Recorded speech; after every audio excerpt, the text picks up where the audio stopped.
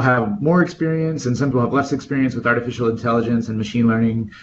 So I sort of try to target it at a level where hopefully everyone will get at least something entertaining out of it. If you take nothing away from the talk, at minimum, if you haven't heard of this woman who is being shown on this first page, her name is Simone Gertz, and she has a YouTube channel where she builds robots, which she calls Shitty Robots, which is an amazing YouTube channel. If you take nothing else away from my talk, it's worth checking that out. It's pretty funny.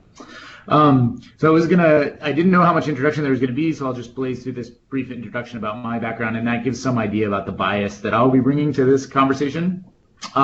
If you want to find me on Twitter, I'm at JTLeek, and I have engaged a lot of data science folks there. I run the data science lab here at Johns Hopkins, and so that data science lab runs these massive online open courses Jesse was talking about that have enrolled 4 million plus people, and so that's taking up a fair amount of my time these days. And then I write this blog, Simply Statistics, and you can find us also on Twitter at Simply Stats. And then recently just stepped down as the editor of Biostatistics. And so you can see that there's going to be a very statistical flavor to this, so my discussion of artificial intelligence here today. And then the last thing is I do have this company Problem for Data Science, and if there's time at the end, I might tell you a little bit more about that. So I wanted to make sure, because these terms are a bit nebulous, artificial intelligence, machine learning, and so forth are a little bit nebulous, I wanted to make sure that I was really concrete about what I was talking about so that you can all kind of make sure you understand the lens with which I'm viewing these problems. So this is a definition that David Robinson put up with a slight modification that I like. So you can think of data science as answering questions with data. Machine learning is once you've got a methodology for using a computer to answer those questions with data, it's automating the production of that answer. And then artificial intelligence is machine learning with interface to humans. I like this definition of artificial intelligence in particular has been in the news a lot and has a bunch of different definitions. I like a definition where usually the way that artificial intelligence has been defined in the past has been sort of in relative scale. So it used to be in the US that when you would write an address on an envelope and you would send that in the mail, a person would have to look at it and identify the address. Starting in about the 1970s, optical character recognition came in to sort of vogue, and it was possible to read the addresses off of those letters directly using a computer, and people called that artificial intelligence. They did that because it was something that people couldn't imagine a computer could do. And so that kind of definition of artificial intelligence has been kind of carried forward, so we now think of things like self-driving cars as artificial intelligence. Similarly to optical character recognition, eventually that will become commonplace and we won't think of that as something that's artificially intelligence. It's not replacing something that we think a computer can't do. So I like this definition that's really concrete, which is artificial intelligence is any machine learning algorithm with some sort of direct human interface so that they can interact with the machine learning. So in a machine learning problem, there's sort of three component parts that always come up. One is the data, another is the actual algorithm that operates on that data and produces an answer, and then there's the interface to the human. And so I'm showing here one example. So in my house, we have an Echo, an Amazon Echo. This is a device that you can talk to. My kids love using it. Even my 4-year-old can ask for which songs he wants played, and it will recognize his voice and play that song for him, which is really exciting for him. What's going on behind the scenes is that Amazon has collected a huge amount of data and is using that to, when they detect the sound, the signal that's coming from my son's voice, they run it through an algorithm that's based on this historic data, and they make a prediction as to what he wants to have happen. Another example of sort of an artificial intelligence setup is self-driving cars. So as you probably, many of you may know already, a self-driving car has three parts to it too. There's data that's been collected by all the cars that have been driven around in the past. Many of these big car companies are now out collecting lots of data using consumers' cars. Then there's an algorithm that takes in the data that's being observed by the interface and makes a decision. Should I turn the steering wheel? Should I press the brake? Should I accelerate? And then the interface is the car itself. So they have a LiDAR, a type of radar-like device on the top of the car that actually collects the data that's used in the algorithm. So any sort of artificial intelligence application has these three components: the data, the algorithm, and the interface. So I'm going to talk a little bit about two kind of famous machine learning projects. They may or may not be called machine learning by different people. Here, there's sort of an automation of the answer in both cases, so they meet the definition I'm using for machine learning. The first is sort of quite famous. The Oakland Athletics is a baseball team in the United States, and they asked the question, can we use data to build a winning team with less money? And then there's a really famous recent example where the company Amazon tried to use data to help them decide who they wanted to hire for engineering roles. So on the surface, one of these, if you sort of just look at the high level, one of these examples looks like it should be a lot worse off than the other. So the Oakland Athletics used data that was entirely public and that every other baseball team had access to. They used a very small amount of data compared to what other people are using these days. They had one half-time data scientist, and they used an incredibly simple approach to using data. On the other hand, Amazon had a gigantic amount of private hiring data that no one else had access to. It was huge, big data. They also have a huge, massive engineering data team, and they used a quite complicated set of deep learning techniques or neural network techniques to basically make the predictions as to who they should hire. So on the surface of it, it looks like Amazon should do great and the A's are kind of in trouble. But it turns out the opposite of that happened in real life. So on the left, I'm showing a plot here of these are how much baseball teams, here I'm going to turn on my laser pointer, hopefully you can see this. On the x-axis here are, are how much teams are paying for their payrolls. And so over on the right is more expensive teams, and over on the left is cheaper teams. And then on the y-axis is how much they win. And you can see that the Oakland team is a pretty significant outlier in that they don't spend very much, but they have a high winning percentage. Meanwhile, Amazon's AI tool was incredibly biased against women. So if your resume, when you submitted it, said that you were the captain of the lacrosse team, you would go to the top of the pile for leadership. If your resume said the captain of the women's lacrosse team, however, you would be dropped to the bottom of the pile by their machine learning algorithm.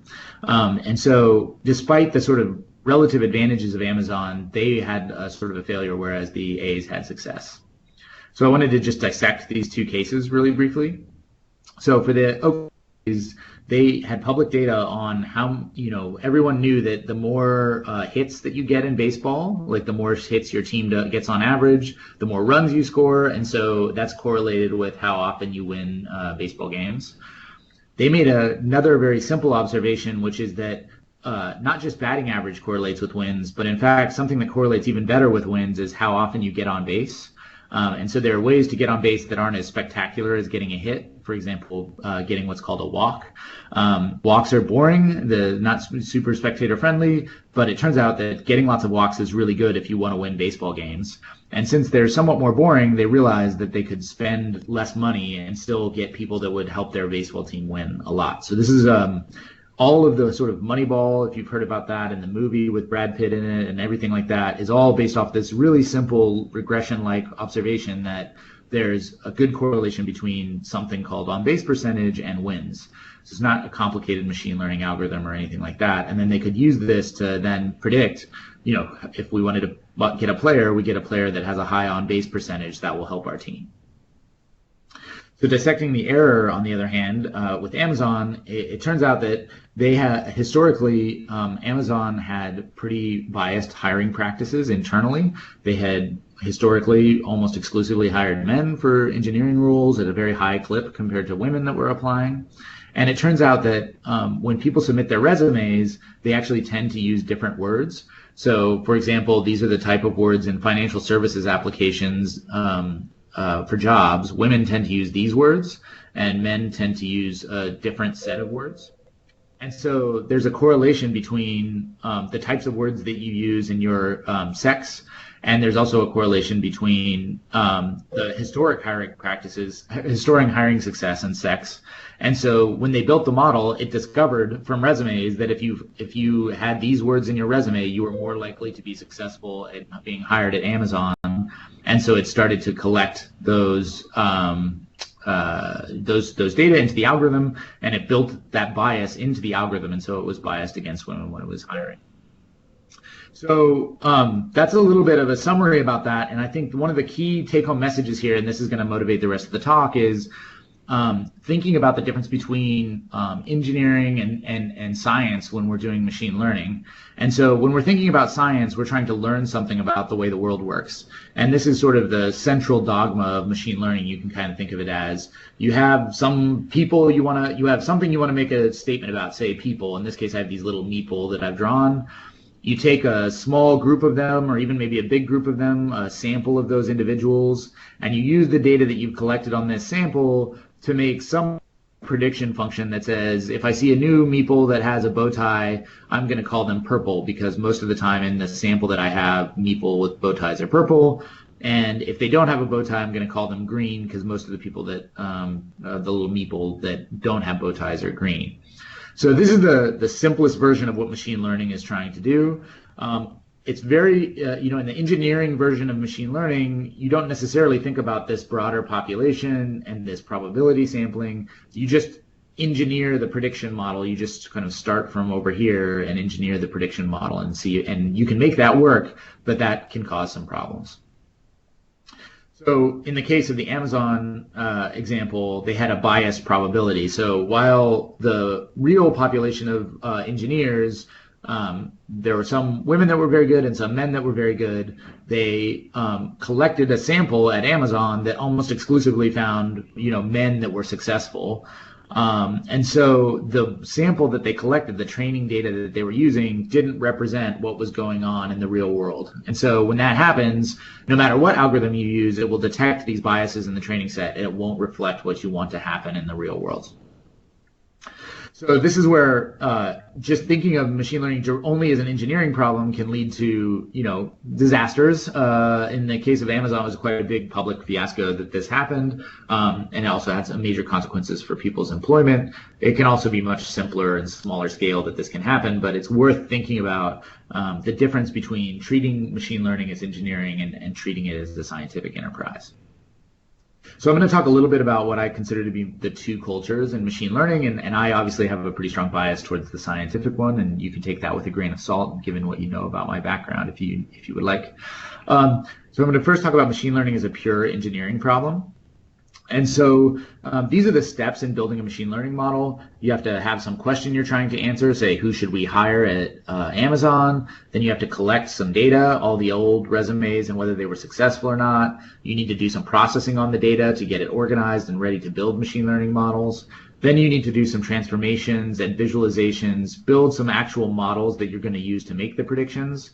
Then you put it out, you sort of deploy that model and start using it to make predictions about who we should hire and not, put an interface on it so that the hiring teams can get these prediction probabilities, and then keep track of it and maintain it over time. So this is sort of the process for building a machine learning model. This is adapted from a data analysis model that Hadley Wickham proposed originally. He's one of the more famous R programming data scientists in the world. So the Amazon, if you just think about it as an engineering problem and you don't think about the scientific component, you might start thinking just in terms of these components of the process. Can we build a model that will actually make a prediction? Can we automate it? And can we make people use it and ignore the rest of the sort of diagram? And so that's sort of what happened with this Amazon situation. But another example where this comes up really frequently is in the US, people are starting to use machine learning algorithms to make predictions about whether people will reoffend when they have been arrested. So this is these predictions are based on historic data. A number of cities and states in the United States are using now these predictions to help judges make decisions about who they should, how they should sentence people based on whether they're likely to reoffend or not. So if you read this article, it talks about Philadelphia implementation of this. So that's a city in the US that decided to use it.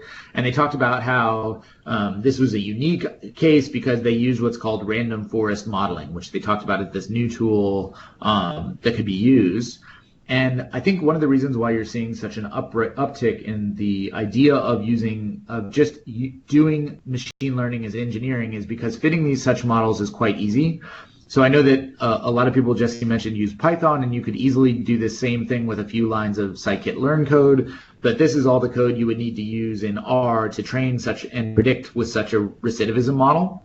And so it's just a few lines of code will allow you to make these predictions, but whether the predictions are any good or whether they have implications beyond what you're doing is not encapsulated in this simple engineering task of actually just making the model fit. So predictably, doing this without thinking carefully has caused some problems in the US. So this is a ProPublica article.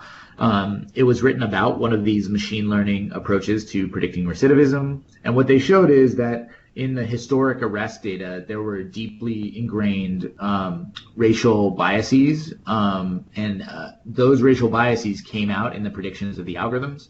So you could have two individuals that could be rated, the individual that's African American in this case was rated as very high risk, and the Caucasian American was rated as very low risk, despite having nearly identical arrest records and historical interactions with the justice system. And that is because in the historic arrest data, there's racial biases built in, and so the algorithm predicted that they were more likely to recommit a crime.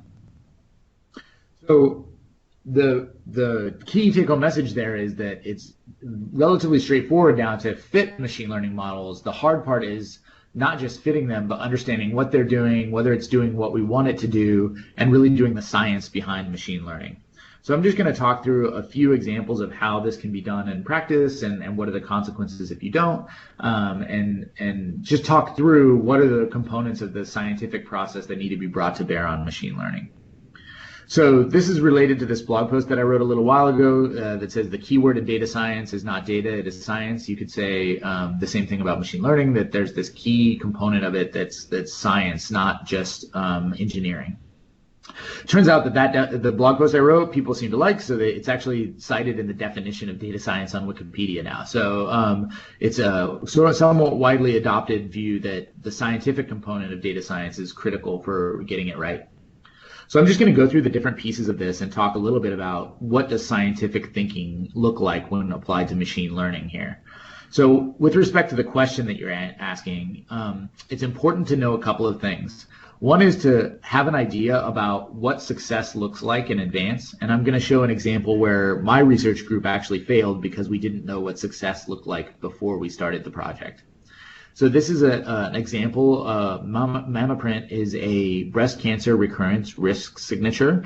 So it's a biomarker that's collected using gene expression data, and the biomarker is designed to basically predict prognosis for women who have breast cancer and whether they're likely to recur or not.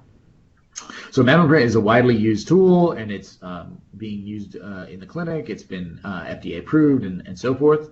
And it turns out that we had been thinking about the same problem, but we thought that the tool had to be extremely sensitive and extremely specific if it was used in screening scenarios. Typically, for building a biomarker like this, you need sensitivity and specificity in the high 90% range. Here, this MammaPrint tool, if you look at the historic data, has around an 89% sensitivity and 42% specificity and only a 65% overall accuracy. Now, that's not ridiculously high, but it's significantly higher than what doctors were able to do on the basis of their regular clinical measurements. And so it's become a very popular and very widely used tool. At the same time, we built a classifier that was very similar to MammaPrint. It used a few less genes, but it was sort of very similarly constructed. And it turns out that this classifier has nearly identical accuracy properties to the MammaPrint case. But we decided not to pursue it. We sort of followed this up. We got these low accuracy measures. We could never get the accuracy to be in the high ranges. And so we thought, oh, well, I guess we're just not able to do good prediction with this type of data. And so we sort of abandoned the project. Much to our embarrassment, later we found out that MammaPrint had very similar accuracy qualities to what we had done. And so this was a case where we probably could have moved this forward if we had thought in advance and talked to in advance the right people who could have told us what the right level of accuracy that we actually needed to be successful would have been before starting the project, instead of getting to the end of the project, not realizing that we had already succeeded and giving up instead.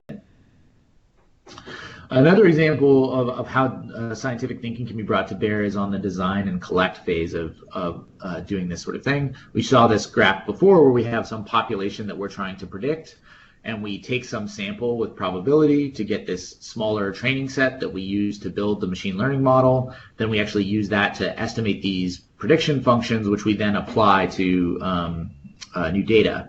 And we talked a little bit about how if we have a biased sampling of the population, then we can end up with machine learning algorithms will detect that bias and build it into the predictions that it's making. So one example of that we've already talked about is this sort of machine bias case, the case where the training set historically had racial biases built into who was likely to recommit a crime. And so the algorithm that was developed also had those built-in biases and was biased against people who came from particular racial groups.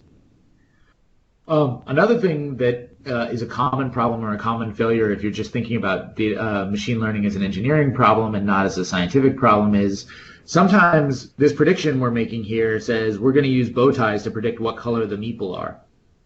And it's an important consideration in building these machine learning models to think very carefully about whether the bow ties have anything to do with the color of the meeple and whether that will continue to be true in the future. So a really famous example of this correlation and causation, not implying causation as applied to machine learning, is this example. So this is from a New England Journal of Medicine paper that was published a few years ago. And on the x-axis here, they're showing the chocolate consumption in kilograms per year per capita. So countries over here eat more chocolate and countries over here eat less chocolate. And then on the y-axis is the number of Nobel laureates per 10 million people in the population. And you can see that there's this pretty tight correlation between the amount of chocolate consumed and the number of Nobel Prizes a country wins. Now, if we could build a machine learning algorithm that would predict very highly how many Nobel Prizes a country would win based on their chocolate consumption per capita. But that doesn't mean that we should use that model to actually start making big decisions. Should we just start feeding our whole population more chocolate and we'll win more Nobel Prizes? That's probably not going to work. And so it's important to think not just what you're predicting and whether the prediction works, but why is that prediction working? So another component of the process is importing and tidying data sets. And this is the part that gets ignored a lot in these machine learning models, but it tends to be where a lot of the things can either go really well or go really wrong. So here you might think to yourself, when we're collecting this data, can we even measure the right can we even measure color correctly for this really simple example? A more realistic example is this very recent study that came out in my area of research that talks about a study where they looked at the genetic basis of whether a person was homosexual or not. So this is, as you might imagine, an incredibly fraught topic, and it's a very difficult topic to study well, and the implications are very big socially. So this is an article in the New York Times from just this year, about a month ago actually. And it's talking about the study where they looked for genes that were associated with whether you were homosexual or not. This is from a blog post from a woman who criticized this study. It shows how they actually defined who was homosexual or not for the study. And so here they're plotting the number of participants in the study that they had. And then they have the number of same-sex partners divided by the number of lifetime partners. And so the way that they defined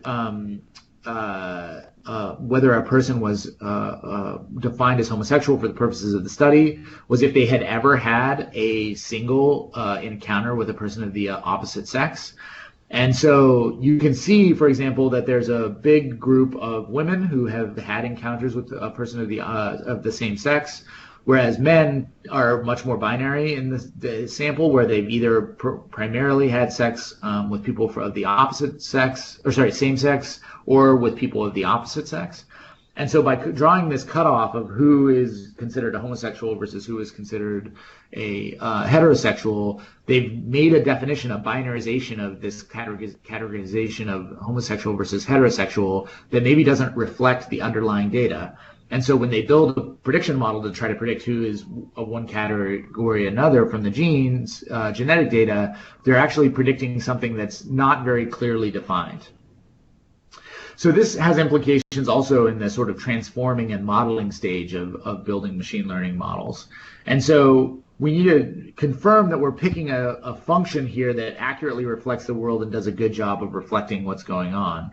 Going back to the same-sex behavior and genetics example, they actually fit up a model where they looked at the relationship between your probability of being a same-sex behavior and each individual genetic variant. And the model they fit assumed a normal distribution for the number of same-sex partners divided by the number of lifetime partners. And as you can see, because the data are sort of distributed in this very kind of U-shaped pattern, the normal distribution doesn't provide a very good fit to the data. So this was a case where picking the algorithm didn't actually match the intuition behind what the data showed. Another example is of not picking a good F, or picking a good F and then having to change what you're doing anyway, comes from this really well-known trade-off that with machine learning methods, you're almost always trading off accuracy for one of these other 4 categories of things. You can build models that are highly accurate, but they're often not very fast. Or you can build models that are highly accurate, but they're often not very interpretable. Or you can build models that are highly accurate, but they're not very simple, and the same thing for scalable. So you're often trading off accuracy for these other characteristics that might be useful for you.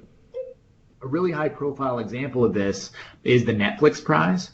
So this is a competition that was run by the company Netflix. It was run about a decade ago now. In this project, they basically released a bunch of data on which movies people liked, and then they held out some other data on movies that you didn't get to see whether they liked them or not. And they wanted you to build a machine learning algorithm that improved on Netflix's internal recommendation algorithm. The team that won this is actually was led by a friend of mine, and what they ended up doing is they blended together 135 plus machine learning algorithms that all made predictions and then voted on whether a person was going to like it or not, and then they would select whether a person liked it or not. Their ultimate prediction was based on a majority vote of all of those different algorithms. But the team that won got $1 million, but even though they got $1 million, Netflix actually never used the algorithm that won the prize. And one of the reasons why is because it was so complicated to fit. They had to fit all 135 models every time, make a prediction from each, then get a majority vote. It was just too computationally expensive to actually run for all of the consumers that were using Netflix. And so despite it being a highly accurate algorithm, it didn't get used very often. So there's this trade-off between accuracy and other characteristics that might be interesting. Another example of this is there was a recent description of how Google is using 46 billion data points to predict the medical outcomes of hospital patients. And so this got a lot of attention because they talked about how they use deep learning to basically predict medical outcomes for patients. And it was in the news quite a bit last year. But if you actually dig into the paper, they have 2 approaches that they use for making the predictions. One of the approaches is this very complicated deep learning model that they used. And then another approach that they used is a relatively simple logistic regression with a number of known features. And you can see the difference in accuracy is about 2% between the really complicated model and the deep learning model. And that was true for each of the different kind of predictions that they were making. And so here the trade-off would be an incredibly complicated, very hard to understand model buys you 2% more accuracy versus something that's quite interpretable and very easy to fit that is nearly as good. And so this is another case where thinking about what's the trade-off that we're making in terms of the algorithm is a scientific component of doing this sort of machine learning. Okay, so I think the biggest take-home message and the thing that I think is most interesting about this is, so if you think about that Amazon example, they took their data on resumes, they built a machine learning algorithm, and then they started predicting whether to use the machine learning, or they were using the machine learning algorithm to identify people who would be successful or not at Amazon. But if you had just looked at a few of the resumes, put a few resumes into the algorithm, saw what the predictions were, and confirmed whether they were doing what you wanted them to do, you would have very quickly detected this bias problem in the algorithm. And so one thing that's really important when building, and often gets skipped in machine learning especially is treated as an engineering problem and not as a scientific problem, is looking at your data. So this example that I'm showing you is called the Datasaurus dozen.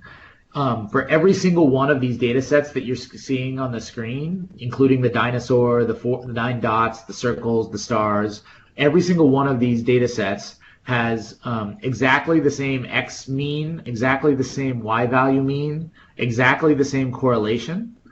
Not only that, but if you fit a regression model to any of these data sets, you would get exactly the same beta coefficients out of that regression model. In other words, any regression type analysis of any of these data sets would look identical to you, even though the underlying data might be dramatically different. One case it might be a dinosaur, in the other case it might be a data set that makes sense. And so it's really incredibly important to both predict plot the features that you're using, but also plot the outcomes that you're trying to detect to predict. So this is, again, a simple plot, like a few simple plots like this would have been enough to quickly detect that the AI was biased against, big categories of people. So the questions to be asking scientifically are, what are the features that we're putting into our model? How are they used? What's the distribution of those features? And how does it change depending on what prediction comes out? And then what are the other things that our prediction is predicting? In other words, here we're trying to predict the color, but we may also be predicting accidentally other characteristics of the meeple, and we should be checking to make sure that those characteristics aren't something that will cause problems for us down the line. There are really complicated versions of ways that you can look at what features are important, but I think even just doing very simple, basic plots is usually enough to detect any of the big problems.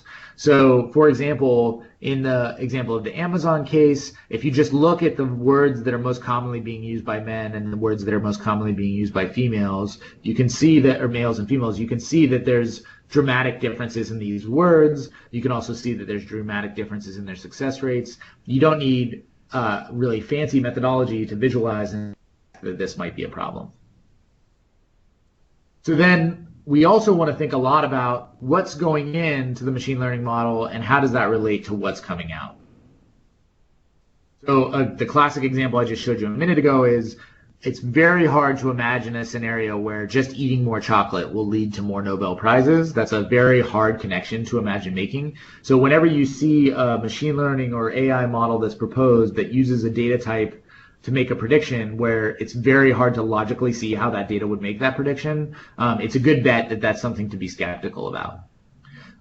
That's not always true. So here's an example where it's a little bit of a stretch, but not a big stretch. That seems to work pretty well. In this case, they're looking at comparisons between data that they collected where they go to different countries in Africa and ask how much money those people have and how much consumption they can make. And they correlate that with the data that they get from satellites on the nighttime light intensity in those parts of the world. And so there's a pretty tight correlation in certain parts of the world between how many lights you see on at night and how well off those places are. That varies. That relationship varies around the world, and you can see it's different in Nigeria versus Tanzania and so forth. But you can use the nighttime lights to get a relatively good prediction on what's the sort of local conditions in terms of economic development. Now that's a bit of a stretch, but you can kind of make the logical steps from, if you have more money, you're more likely to be able to afford electricity, which means you're more likely to have your lights on at night, which means there's more likely to be more light in the satellite images near you. That sort of logical step-by-step process is a little bit more clear for this kind of example, even though it's a bit of a stretch. Then the last two pieces to think about are the maintaining and automating component as well as the interface. So I'm going to first talk about maintaining and automating. So this is an example where Google used search terms to predict how many flu cases there would be at different hospitals around the US. It was kind of a neat idea. They just looked and saw how often people were looking for different search terms to predict how many cases of flu there were. And it turns out that they have the orange line is the Google flu model. The blue line is the data from the CDC, where they actually go block by block and ask the hospitals, how many people with flu did you observe? And you can see that they were really tightly correlated when the model was originally trained.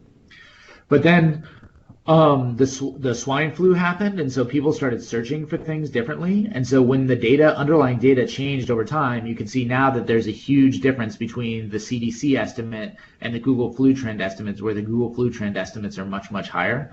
And so this is an example where the machine learning model was working great when you released it into the wild, but over time it decayed and it stopped working so well. This is an amazing paper. If you're considering deploying machine learning models and using them widely, it's worth reading. It talks about how machine learning is the high interest credit card of technical debt. You have to constantly be monitoring, checking, and evaluating to make sure that something about the underlying data no longer reflects the state of nature in the world. So the last thing I'll just briefly touch on is the interface and how that relates to the bigger picture of treating machine learning as a science.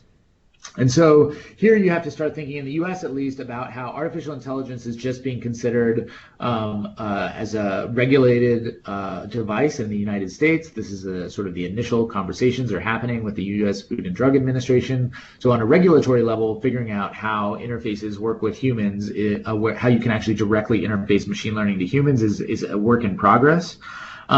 There's a little bit of variation in how much regulation actually exists at the moment.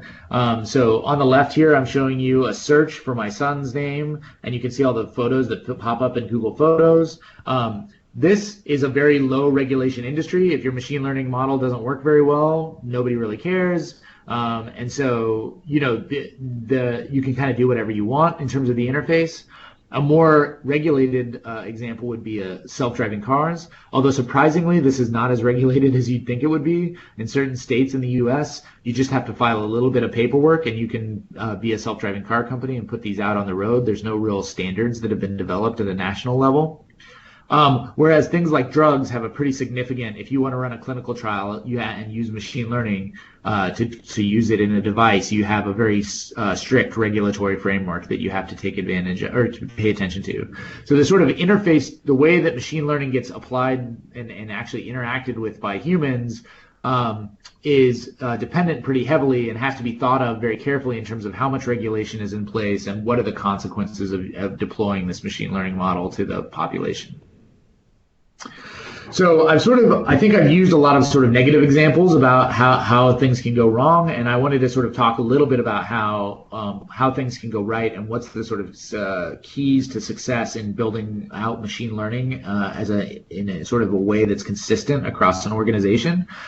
And the best example of how this works well is you can't control. It sort of comes from a surgical safety perspective. There's these examples where using surgical checklists appropriately can reduce pretty significantly the number of adverse incidents that happened in the surgery room.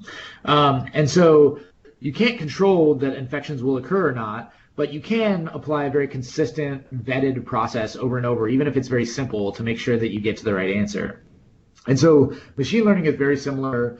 You're seeing this happen a lot in sports teams now. So this is one of the most famous in the US, the most famous basketball coaches in the US. He's the coach of the US national team, among other things. And he talks a lot and almost always exclusively talks about not whether the team won or the team lost, whether they have accomplished a particular goal in terms of scoring points. He talks very consistently about the system that they use. They want to have a system that is in place that consistently does things the right way, and then sometimes the outcomes will be good or sometimes the outcomes will be bad, but by focusing on a consistent process, they can actually get good outcomes more often than not. So the four things we think about a lot when we're building machine learning models are making sure we have intuition and that's vetted, making sure that we have a target for success that we know that's a good target, making sure we have the right data that we need, and then having a verifiable and validatable approach to doing machine learning. So in terms of intuition, again, a good example is someone thought up the idea that you could use these nighttime lights as a way to measure the relationship with assets in the country. They then carefully checked their assumptions by going out and collecting these data and comparing them between the nighttime lights and the asset surveys, and then correlating that with other measures of economic development to make sure that the path that they had described would make sense between development and nighttime lights. So then you need a target for success. Again, if we had a good example, this is a negative case in my case, but a positive case for Mammoprint, which is knowing what the metric for success is in advance so you define that before you even start your machine learning project, can dramatically increase the chances that you won't abandon something that's working really well. So this is what happened with the Mammoprint breast cancer recurrent risk signature. again, they didn't need to have perfect accuracy for the application that they cared about. So this is kind of specific. They were already targeting women that had already had breast cancer historically, and then they were just looking to see if they would recur or not. So they could get away with numbers for accuracy that were a lot lower than if they were applying this to the general population. So again, knowing what success looks like is highly specific to the individual application that you're working on. It's something that can't be automated. It has to be thought about scientifically. And it depends heavily on how much regulation there is. So again, you might be okay with being pretty inaccurate in detecting my son in pictures, but you would hope that you would be very, very accurate if you're predicting which drugs that a person would use, because the consequences are so much higher if you get it wrong. And again, even in the small subcontext of predicting the recurrence of breast cancer, the difference between predicting the recurrence for women who have already had breast cancer and screening the population at large is enormous. So if you're screening the population at large, you need a highly, highly accurate technique. Even things as accurate as mammograms are not accurate enough to be used screening young women. They've actually been pushing back both for mammograms and things for like prostate exams in men. They've been pushing back the age at which they should start doing that, because since so few people in general get breast cancer compared to the entire population, your screening tool has to be incredibly accurate for it to be valuable when used in the population screening context. So then the right data is something we think about a lot, and the right data is complicated in a variety of different ways. When you're building a machine learning model, you wish your data was organized like this. That means you can just use a couple of lines of code to use it, and that all the different pieces of information you want to have are organized in the same place. We have a term for this. We call it research quality data. It's data that's summarized the right amount. It's formatted to work with tools you are going to use. It's easy to manipulate and use. It's valid and accurately reflects the underlying data collection and population that you're taking it from, and it has potential biases clearly documented. It also combines all the relevant data types you need to answer questions. So this is usually when data is collected in its raw form, it is absolutely not in research quality data and is not ready to be used for machine learning.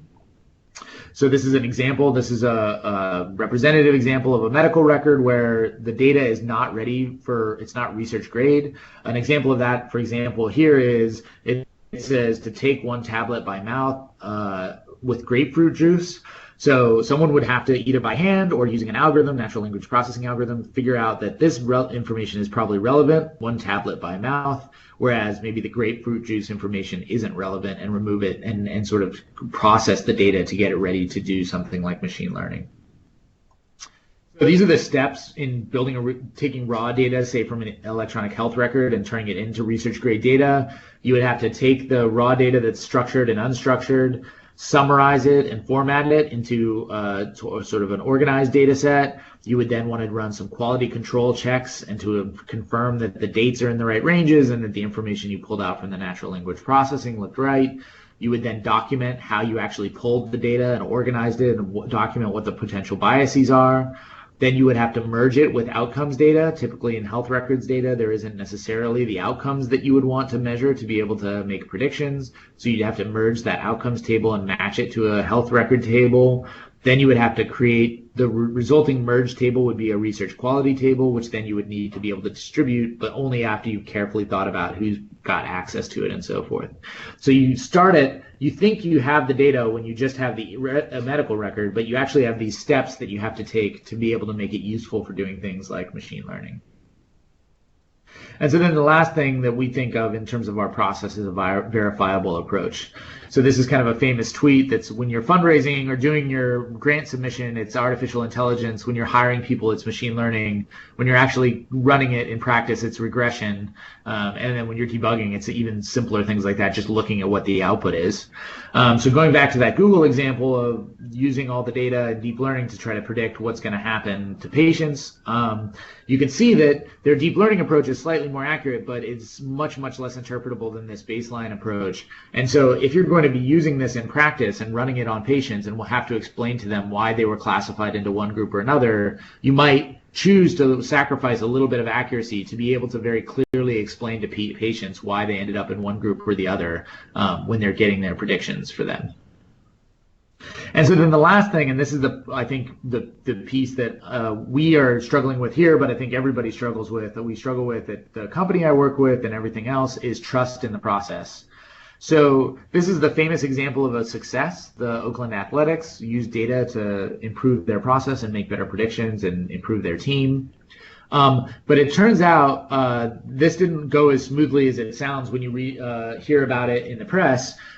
They originally started committing to using this new strategy, and they had a lot of resistance. And there was a chance that the people that made this change could have gotten fired. And so the quote from the movie is that Billy Beane, who's played by Brad Pitt, is the manager of the Oakland Athletics. And he says, if it doesn't work, and we do this totally different process that we trust because of our data analysis, I'm a 44-year-old guy with a high school diploma and a daughter who I'd like to be able to put through college. So the question is, do we believe in what we're doing or not? And so a critical component of really successful deployment of machine learning is having a political process and a bureaucratic process at an institution that's set up to support using data science and machine learning to answer important questions. So I think with those sorts of pieces in mind, we can definitely work with the machines and have a successful use of machine learning that will be useful for lots of different people. And I think I appreciate you taking the time listening to me here today, and I'd be happy to answer a couple of your questions if you have them. And thank you very much for your attention.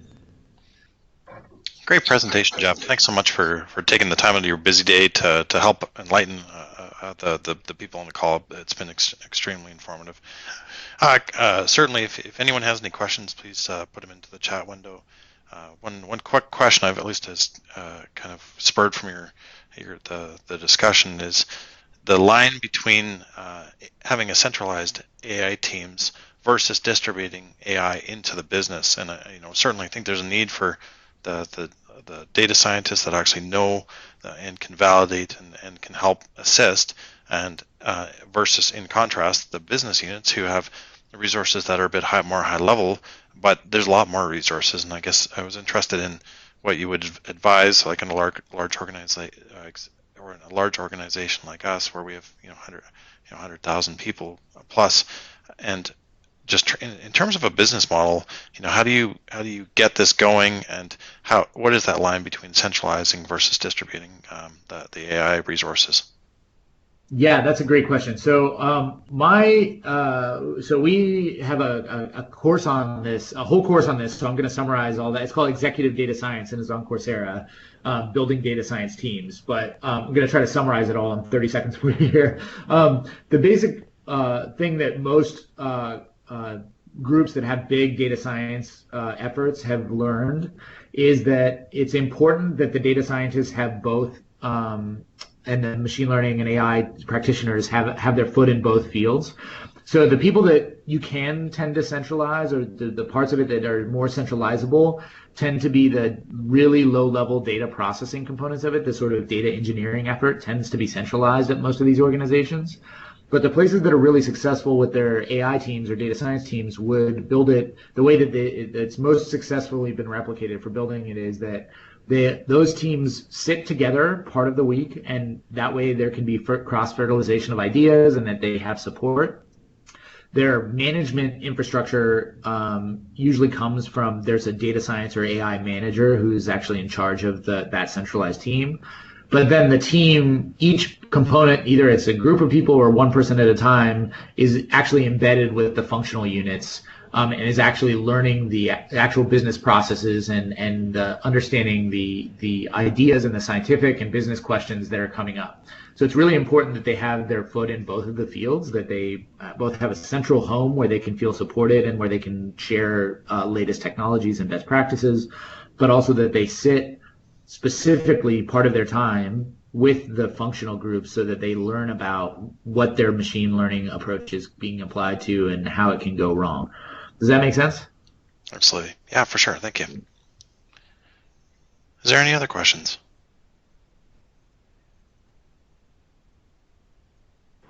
Hi, my question is almost related to the one that was just asked. Sure.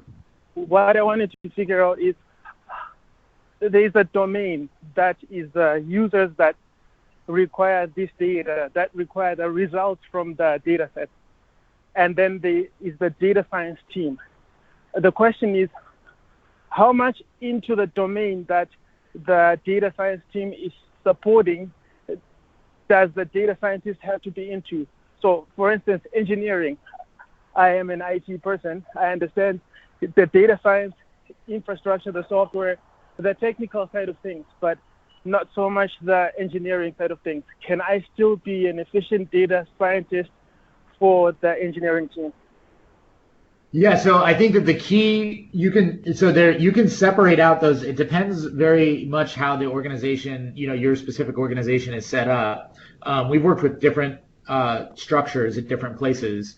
What we tend to observe is that the person who's building the final user-facing model or user-facing interface, they need to spend a significant amount of time understanding the business case or the use case. If they don't do that, you end up with things like the Amazon HR problem. If that was built by a central team that wasn't thinking about what's the actual use case, how does this actually happen in practice? And so my feeling is that there are engineering components of this, and they can be centralized, but the actual building of the model that's going to interface with the real world, that needs to be done to some extent either with a person who is actively working with the functional team or business unit, or a person who has spent some time to really deeply understand how it's going to be used, like what's the design thinking around how this is going to be used by those teams. I'm in the camp that is deeply skeptical that this is a fully automatable process and that you can just sort of isolate a AI or data science team away from the functional units or the business units. My experience is that almost always leads to big problems. There has to be some level of connection or embedding in the functional groups, otherwise it won't work. The one exception to that is the data processing component of it.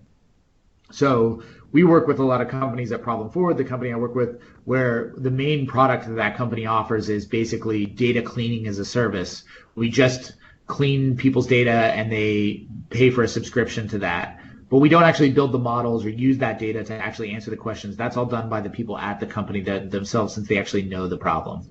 So we sort of separate it at that level. Once it goes beyond data engineering and it goes into machine learning or data science, it's my opinion that you could get different opinions in different places, I'm sure, but my opinion is that we've observed that it mostly works better if you're starting to be embedded or understanding the functional unit. Thank you. That answers my question.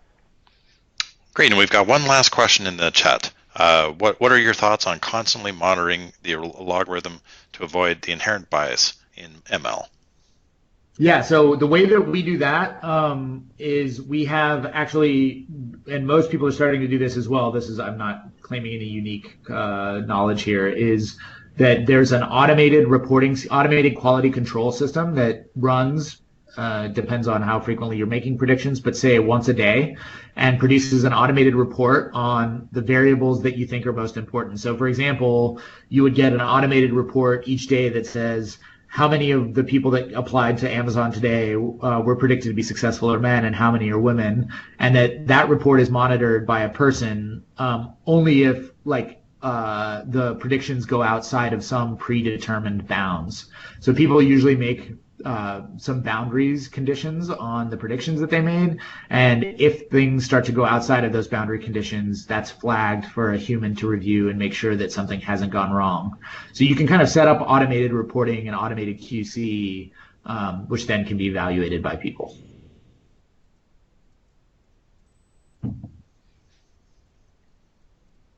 Okay. Great. Well, thanks so much, Jeff. We really appreciate your time, and have a great day. Thanks, everyone. Yeah, thanks, everyone. Thanks.